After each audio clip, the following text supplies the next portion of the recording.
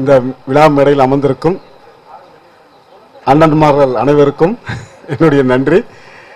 ரெண்டாவது இங்க முன்னேறி அமர்ந்திருக்கும் இந்த துறைமுகத்தில் ஒவ்வொருத்தரும் ஒரு கப்பல் வாங்கின மாதிரி உட்காந்துருக்கிறாங்க, அவங்களுக்கு என்னுடைய நன்றி.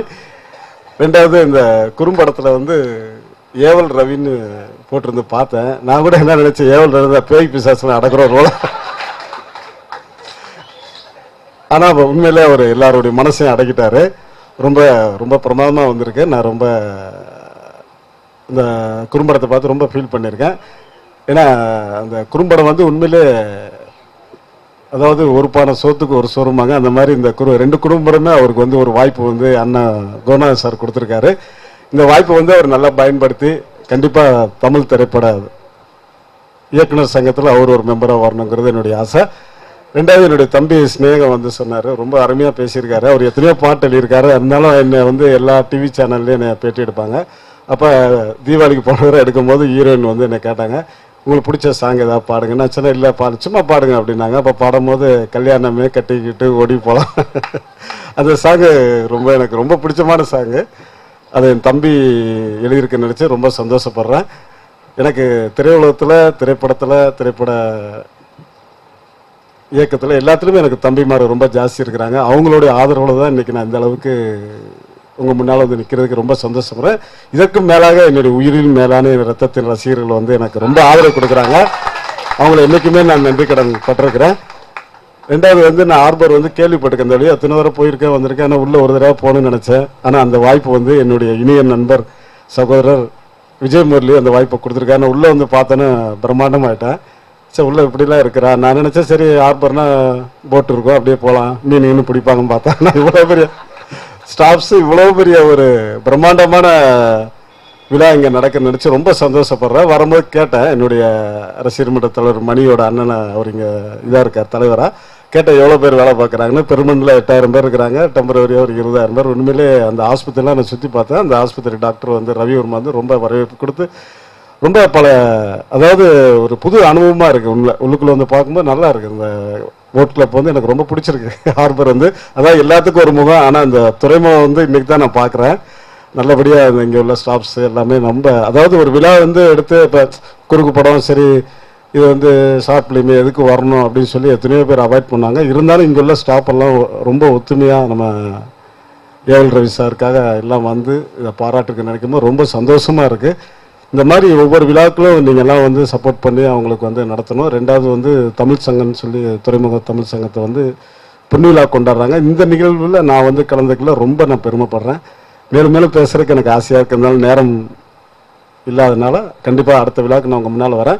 இங்கே அமர்ந்திருக்கும் அனைத்து நண்பர்களுக்கும் அன்பர்களுக்கும் என் சகோதரர்களுக்கும் சகோதரிகளுக்கும் நெஞ்சார மனதார என்னுடைய வாழ்த்துக்களை சொல்லி விடைபெறுகிறேன். நன்றி நன்றி நன்றி.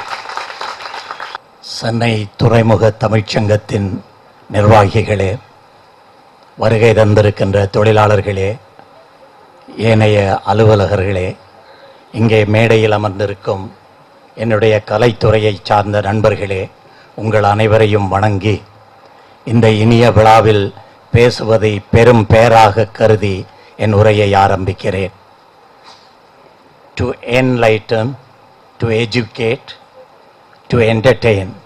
அப்துல் கலாம் ஐயா அவர்கள் சொன்னார்கள், திரைப்படங்களை பற்றி பேசுகின்ற போது to enlighten, to educate, to entertain என்று சொன்னார்கள். 3 E. ஒரு வியாபாரத்தில் இருப்பவனுக்கு 3 C தேவை: கேரக்டர், கெப்பாசிட்டி, கேபிட்டல். அதே போல இந்த துறையில் இருப்பவர்களுக்கு வெறுமனை என்டர்டெயின் பண்ணுவது மட்டுமல்ல அவர்களுடைய பணி, சிந்திக்க வைக்க வேண்டும், என்லைட்டன் பண்ண வேண்டும், எஜுகேட் பண்ண வேண்டும். அந்த பணியைத்தான் ஏவல் ரவி அவர்கள் இந்த 2 சிறு குடும்பங்கள் மூலமாக செய்திருக்கிறார் என்பதனை நாம் நிச்சயமாக ஒப்புக்கொண்டுதான் ஆக வேண்டும். இங்கே பேசிய கவிஞர் சினேகன் அவர்கள் மிக திறமையாக பேசி இந்த படத்திலே சொல்ல வேண்டிய கருத்துக்கள் என்னென்ன சொல்லப்பட்டிருக்கிறதோ அதையெல்லாம் சொல்லி முடித்து விட்டார். திரும்ப நான் அதையே சொல்லி கொண்டிருந்தால் கேட்பவர்களுக்கு அது சுவாரஸ்யமாக இருக்காது. ஆனால் பாராட்ட வேண்டிய இடத்தில் பாராட்டாமல் போய்விட்டால் அதுவும் தவறாகிவிடும். ஆகவே ஏவல் ரவி அவர்களுக்கு ஒன்றை சொல்ல விரும்புகிறேன். நான் என்னுடைய 12வது வயதிலே திரைப்படங்களை பார்த்து, எம்ஜிஆர் அவர்களுடைய படங்களை பார்த்து, குறிப்பாக மலைக்கள்ளன் என்ற படத்தை பல தடவைகள் பார்த்து, அந்த படத்திலே இருக்கின்ற ஒரு நடிகர், இந்த நடிகர் நடித்ததனால் தான் இந்த படம் ஓடியதா, அல்லது இந்த படத்தின் கதையினால் படம் ஓடியதா, அல்லது அந்த படத்தில் வருகின்ற பாடல்களினால் படம் ஓடியதா என்பதை புரிந்து கொள்ள முடியாத வயதிலேயே அந்த படத்தை பார்த்து, அந்த உருவத்தை, அந்த படத்திலே நடித்த கதாநாயகனின் உருவத்தை என் நெஞ்சத்திலே அப்பிக்கொண்டவன் நான். ஏன் அப்பிக்கொண்டேன் என்றால், அந்த படத்திலே எத்தனை காலம்தான் ஏமாற்றுவார் இந்த நாட்டிலே என்று ஒரு பாட்டு இருந்தது. அந்த பாட்டு அவர் பாடியதாக தான் அப்போது நான் புரிந்து கொண்டேன். அதேபோல் தமிழன் என்றோர் இனமுண்டு, தனியே அவருக்கு ஒரு குணமுண்டு என்றொரு பாடல் டைட்டிலே வந்தது. அதுவும் எனக்கு அப்படித்தான் தோன்றியது.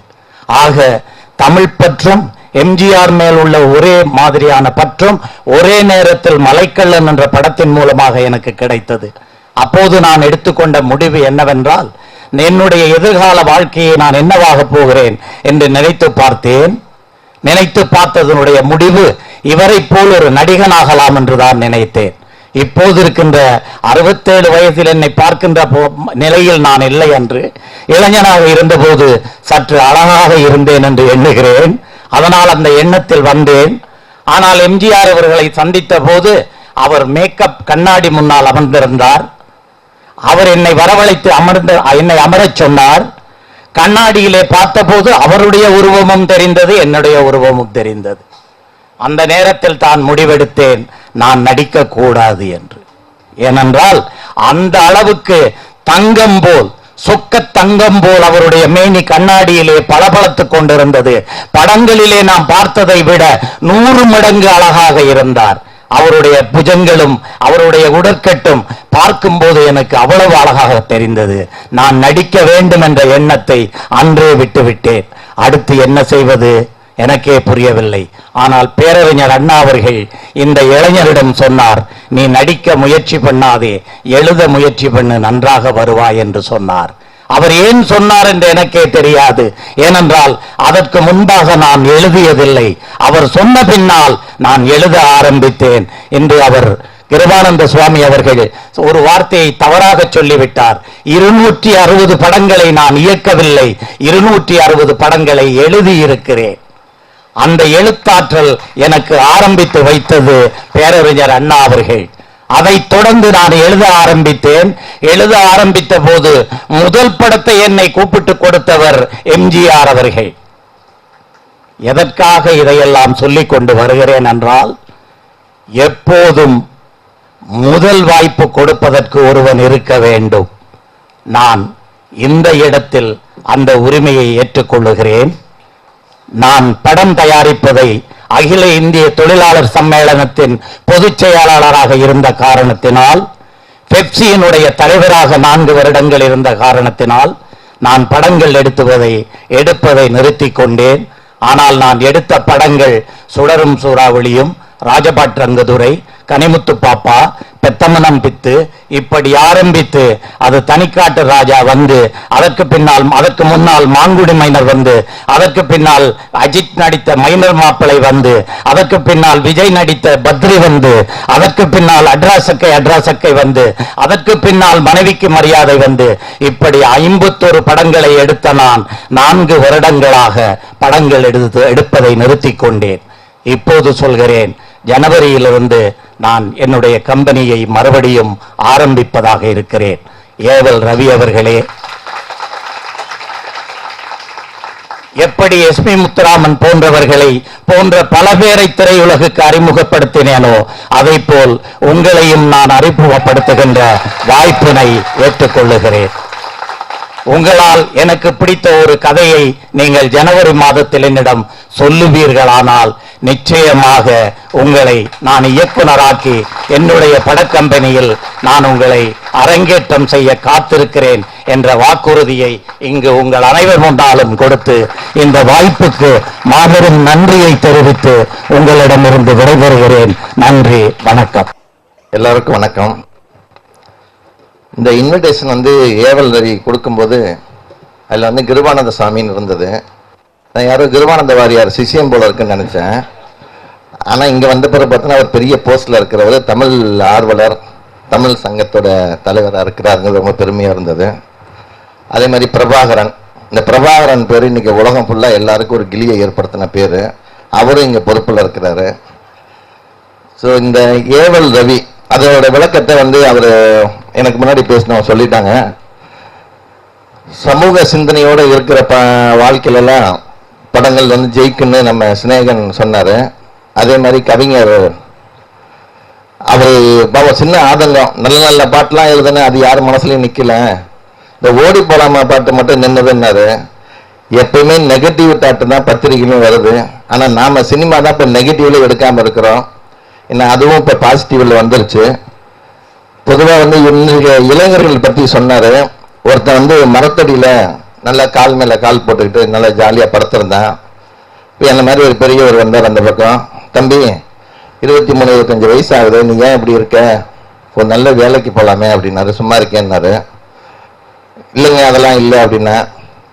உடனே அவன் சொன்னார், இல்லை இப்போ வேலைக்கு போனேன், வேலைக்கு போயிட்டுன்னா நல்லா சம்பாதிக்கலான்னாரு. அவர் சம்பாரிச்சு வாழ்க்கையை நல்லா என்ஜாய் பண்ணலான்னாரு. என்ஜாய் பண்ணுறதுனா என்னன்னு கேட்டான், கல்யாணம் பண்ணலாம், குழந்தை பெற்றுக்கலாம், அப்புறம் பேரன் பேத்தி ஆகலாம், அப்புறம் ஜாலியாக கால் மேலே கால் போட்டு உட்காந்து சாப்பிடலான்னாரு. அந்த கர்மத்தை தானே இப்பயே செஞ்சுட்டு இருக்கேன் அப்படின்னாவ.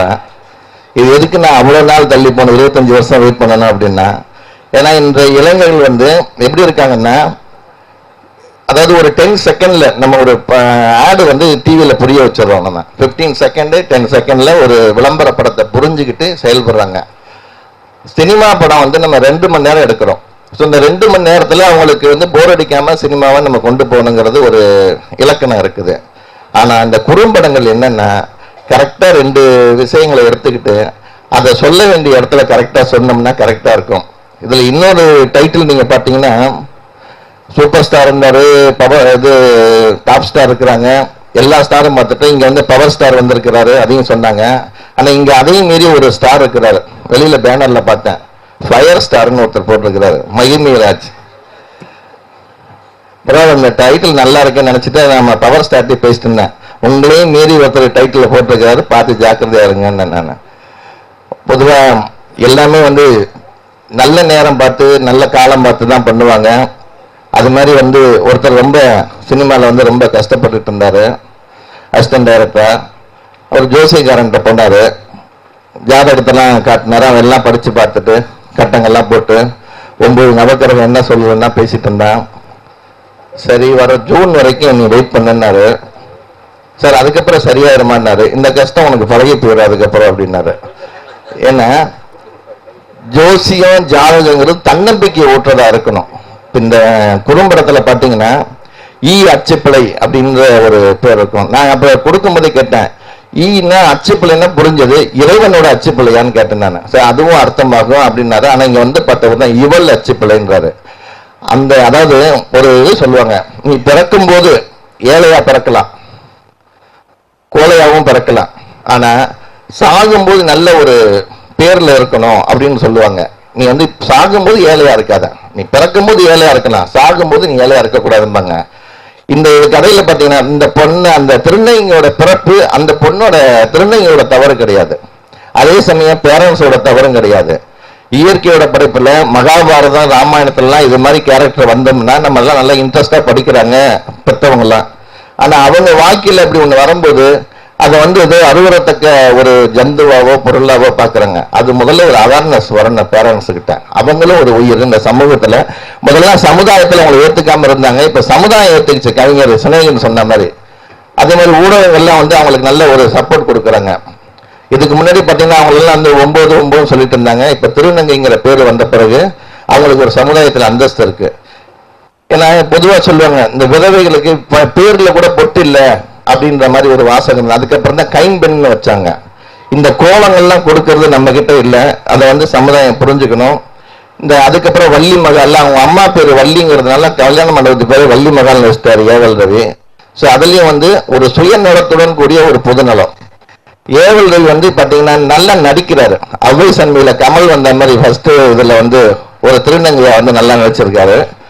2வதுல வந்து அப்படியே நேர்காண்டாச மினி சக்கரவர்த்தி மாதிரி வந்து நிக்கிறாரு அவரு. ஸோ இவர் வந்து டைரக்ஷன் பண்றாரு, தப்பு இல்லை.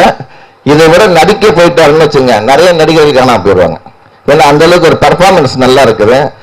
அதாவது அரசாங்க ஊழியர்கள்லாம் பொதுவாக வெளியில என்ன திரும்ப சொல்றாங்க, அரசாங்கம் ஏதோ சேர்ல உட்காந்துருப்பாங்க, சேரை தேய்ச்சிட்டு போவாங்க, டிஃபன் பாக்ஸை சாப்பாடை கட்டிட்டு வந்துட்டு அந்த 1 மணி ஆச்சுன்னா சீட்டு விட்டு கிளம்பி போறது, சாப்பிட்றது, இப்படிதான் இருப்பாங்க. அவங்க எல்லாம் இன்னைக்கு சொன்னதை செஞ்சுட்டு போவாங்கன்னாங்க. ஆனா அரசாங்க ஊழியர்களும் திரையுலகில் சாதிக்க முடியுங்கிறதுக்கு மியூசிக் டைரக்டர் தேவா ஒன்று இருந்தாரு, நம்ம நடிகர் விவேக், அடுத்தது அவரோட தான் ஏவல் ரவி. நன்றி, வணக்கம்.